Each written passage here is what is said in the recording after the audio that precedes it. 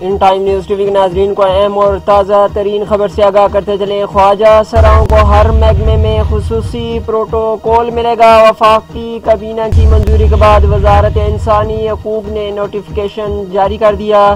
عدالت میں جمع کرائے گئے خواجہ سراؤں کے تحفظ حقوق ایکٹ 2020 کے مطابق تمام سرکاری اداروں میں خواجہ سراؤں کی علیحدہ قطاریں لگے گی۔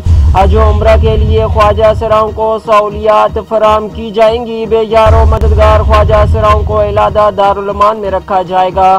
اپنے ویورز کو اہم اور تازہ ترین خبر سے متعلق آگاہ کرتے چلیں۔ خواجہ سراؤں کو ہر محکمے میں خصوصی پروٹوکول ملے گا۔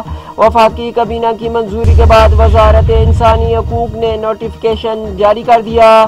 عدالت میں جمع کرائے گئے خواجہ سراؤں کے تحفظ حقوق ایکٹ 2020 کے مطابق تمام سرکاری اداروں میں خواجہ سراؤں کی علیحدہ قطاریں لگا کریں گی۔ حج و عمرہ کے لیے خصوصی خواجہ سراؤں کو سہولیات فراہم کی جائیں گی۔ بے یار و مددگار خواجہ سراؤں کو علیحدہ دارالامان میں رکھا جائے گا۔ آپ کو یہ بھی بتاتے چلے تمام سرکاری ادارے خواجہ سراؤں کی رہنمائی کے لیے پالیسی کے پابند ہوں گے۔ مرد پولیس اہلکار خواجہ سراؤں کو گرفتار نہیں کر سکیں گے۔ اگر خواجہ سراؤں کو گرفتاری کی نوبت آ جاتی ہے تو ان کو علیحدہ لاک اپ میں رکھا جائے گا۔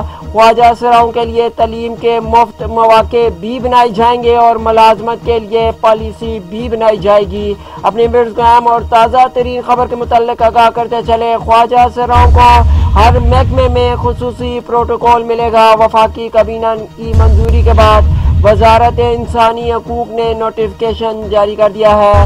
عدالت میں جمع کرائے گئے خواجہ سراؤں کے تحفظ حقوق ایکٹ 2020 کے مطابق تمام سرکاری اداروں میں خواجہ سراؤں کی علیحدہ قطاریں لگے گی۔ حج و عمرہ کے لیے خواجہ سراؤں کو خصوصی سہولیات فراہم کی جائیں گی۔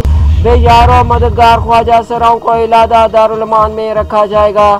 تمام سرکاری اداروں میں خواجہ سراؤں کی رہنمائی کے لیے پالیسی کے پابند ہوں گے۔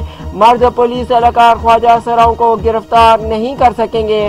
اگر گرفتاری کی صورت پیدا ہو جاتی ہے تو ان کو علیحدہ لاک اپ میں رکھا جائے گا۔